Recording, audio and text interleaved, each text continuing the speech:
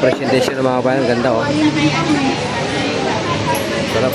Mga kabayan, dito kami sa Maginhawa Street. Dito kakain kami sa may Gubat Restaurant mga kabayan. Nasamahan mo kami sa loob. Kabayan, papasok na kami sa loob. Ito yung Gubat.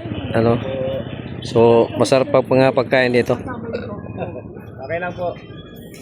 So pasok na kami. May dito, kaya nga Gubat pala, maraming mga halaman, mga puno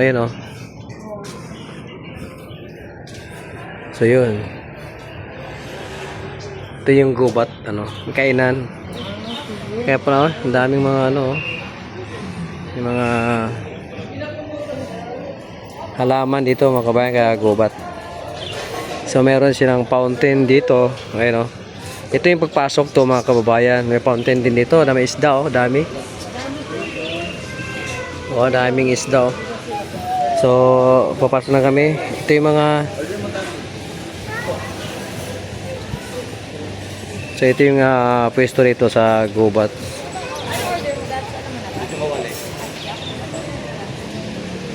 So yun to. Gubat Restaurant. Ganda rito mga kababayan, ganda. Pero sorry ngayon maaga, wala pa nga masyadong tao kasi maaga pa. 10 kasi ang open nila dati na ito 10 o'clock tama.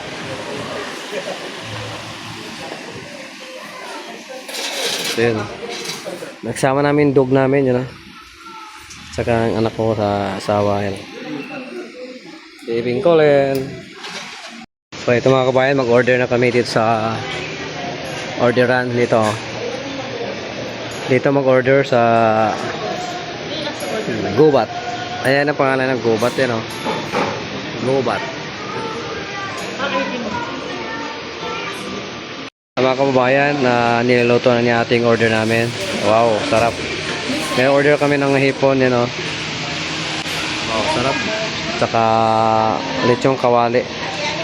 So ito yung kitchen ng Gubat mga kababayan. Yan Ano pala to? Short order, bali lulutuin, bag order, lulutuin pa. So kaya napaka-init ang pagkain dito at siyempre masarap ang pagkain dito. Ito. Ito yung kasama may pako ito mga kababayan bawat order. Pako, kamatis, saka itlog na maalat. Diba sarap? Kakaiba rito sa Gubat kasi may pako siyang on the side na gulay. Wow. Bayan, ito na yung order namin, dumating na. Ayun wow, sarap. Lechong kawali na may ritig, may pako. Ayun wow, sarap.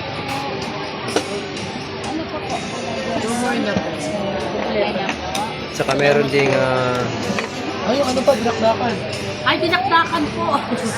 May a la carte pa po kami dinakdakan. halabos na hipon. Sige po, dyan po. Number.